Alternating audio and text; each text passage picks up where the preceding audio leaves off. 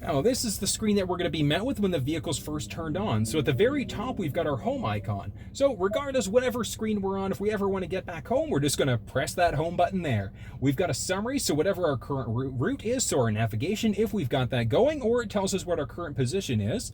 Off to the right-hand side, we've got whatever station we're currently tuned to. We can add a phone from here, but if our phone was already connected, it would show up. And then we can turn our heated steering wheel on or off by pressing that button. At the very bottom, we've got our audio. So tons of different things we can do here. Up at the top, we can change between sources, so our AM, FM, Sirius, Bluetooth. If we had our cell phone connected, it would show up here also. Jumping back, we've also got the ability to direct tune, so we can punch in a station if we wanted to tune stations here.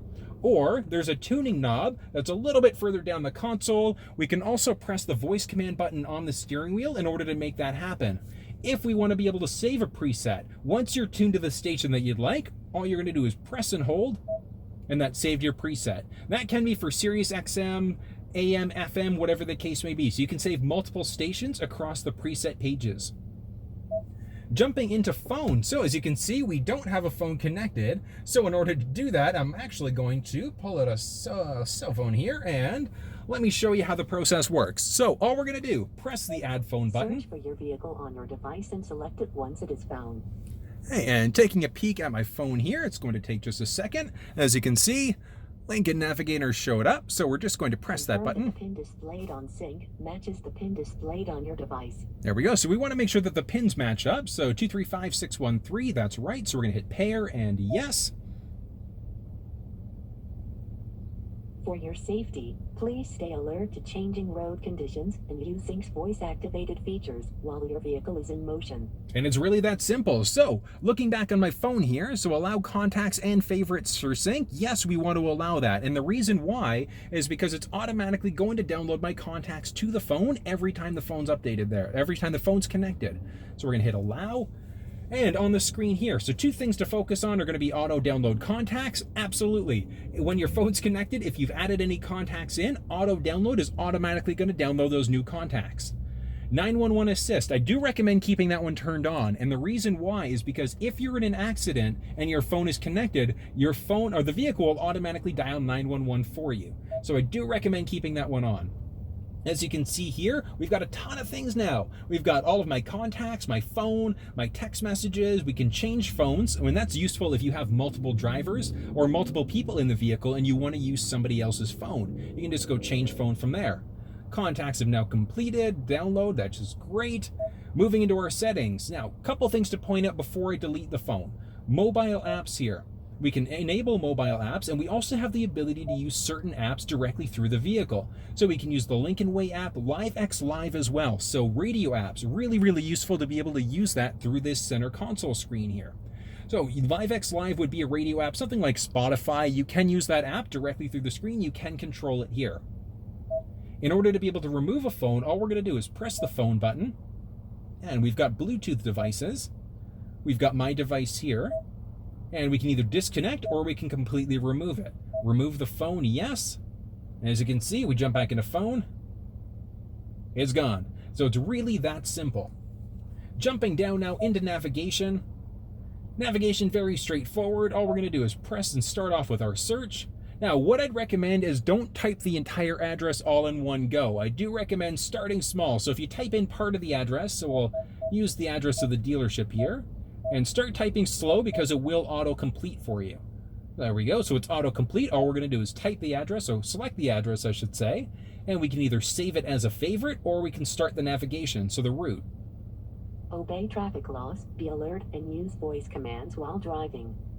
And there we go. Proceed to the highlighted route, and then the route guidance will start. Oh, we're going so far. We're going 20 meters. So we've got an active route here. In order to be able to cancel it out, we're just going to press this X button. Cancel the route? Yes. The route's now been canceled out. Moving up, bringing our controls back up, and we've got our menu buttons now. So menu buttons, as you can see, ton of different options. We've got our screen view, traffic list, and a number of other settings. Looking at our navigation settings, we've got our map preferences, route preferences, and navigation. So jumping into our map preferences, we can turn on our point of interest icons. So that one really a matter of personal preference. Do you want things like gas stations and coffee shops to show up? Yes or no? Moving back out, our route preferences, couple important ones here. So we've got the fastest route, the most eco-friendly, or the shortest route. Jumping down, dynamic route guidance, so if there's anything that changes on the fly. So big one there would be, let's say if there's been an accident. With dynamic route guidance, it's got the ability to change your route based off of that. We can also avoid freeways, toll roads, cars and ferries, tunnels, etc. So it's really a matter of personal preference. But if you don't like to drive in Canada on the 407, avoid toll roads, and whatever route it puts together for you, it's going to make sure that it doesn't take the toll roads into account. Moving back into our navigation preferences, so we've got some options for guidance prompts. So voice and tone, as we come up to a turn, it's going to ask us, would you like to, turning up ahead, and there's going to be a chime. Or we can just get a voice saying turning in 200 meters. Or when you're coming up to a turn, it's going to be a tone letting you know that you're coming up to that turn. Couple other things to point out. The big one is going to be our home and our work addresses, so we can set up our home and our work address in the vehicle. One of the benefits of doing that is that if you want to navigate home or navigate to work or any of your save preferences at any point in time, all you have to do is press the button on the steering wheel here, the voice button, and say navigate home, navigate to work, and it'll automatically do that for you. So it's really, really neat what this thing can do. Moving into our settings, we've got a ton of options here. Starting off in our sound settings, we've got the ability to change our treble, mid-range bass, our balance, fade, etc.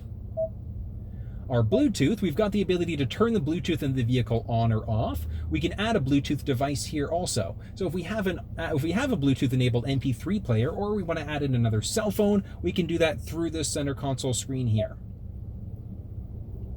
Clicking on radio, so the radio text is going to be, let's hop to our audio for a second. So there's radio text that would show up. Let's actually go to a station where we know something's playing.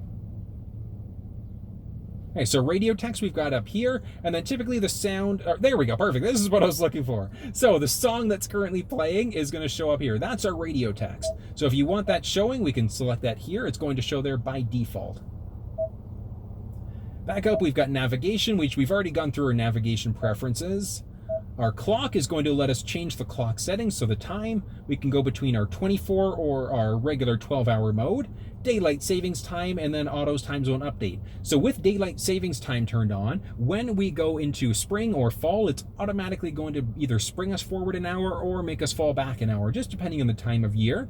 Whereas with the auto time zone update, it's automatically going to update us if we're going into a different time zone. So I do recommend keeping that one turned on also.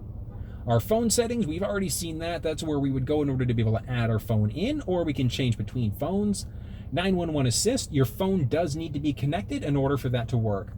Mobile apps is where we would go to play things like LiveX Live, or if we have the Waze app, we can play that through the center console screen here also.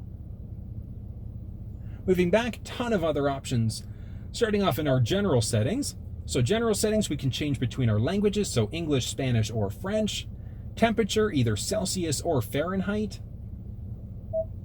Measurement units are going to be kilometers by default in Canada, or miles if you're down in the States.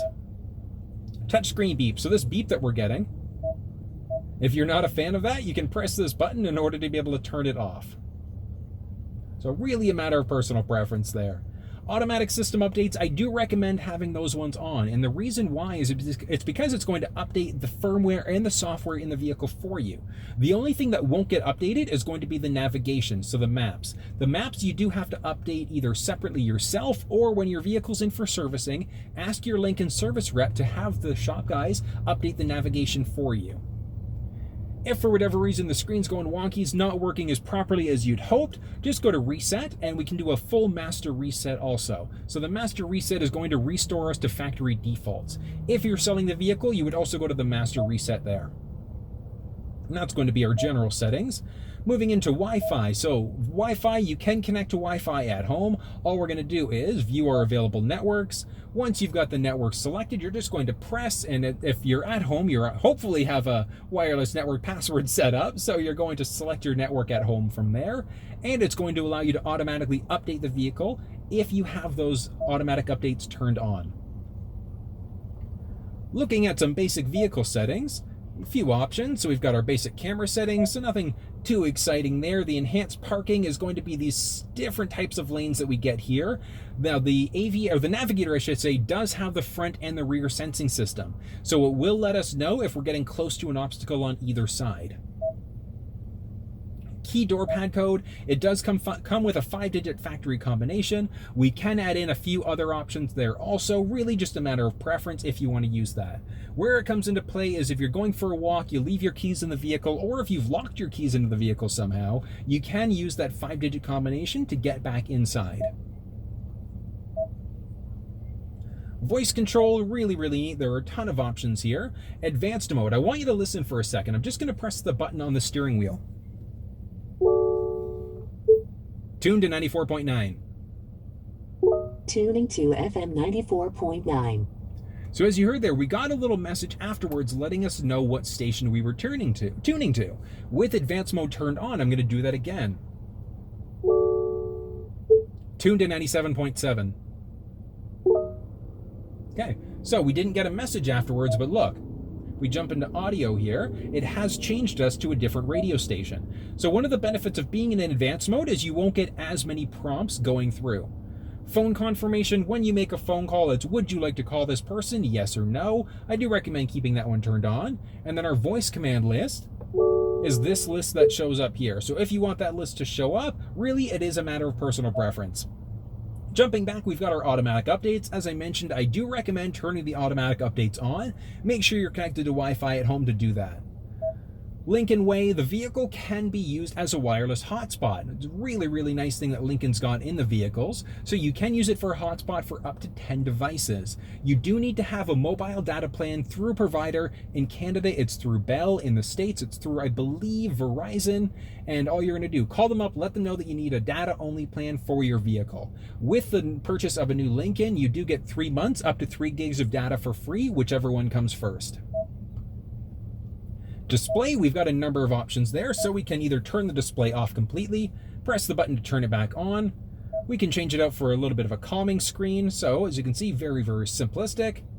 Pressing the screen in again, we do have to go back in and into our display. Background, we can change out the look of the background to a couple different options. And we can change the brightness either here or just to the left by your left knee. So there is a dimmer switch there just by your nighttime running lamps control. And we've also got the ability to switch between our daytime or our nighttime mode or leaving it auto. Let's preview the nighttime mode for a second here. It does look pretty sharp in comparison. But again, it's really a matter of preference if you like that day or nighttime mode, or let the vehicle decide. When it's in auto, depending on how bright it is outside, it's going to determine whether your daytime or nighttime mode is on. Next up is going to be our valet mode. Valet mode essentially locks the screen out. So if we enter a code, nice and difficult. Please don't use 000 as your code. But as you can see here, we're now locked out. So we can't do anything on the screen until we enter that code in again. So all we're going to do is enter that 4-digit combination, press OK, and then as you can see, it's now unlocked the screen for us. Moving over, we've got 2 more settings. Ambient light is going to be ambient light inside the vehicle.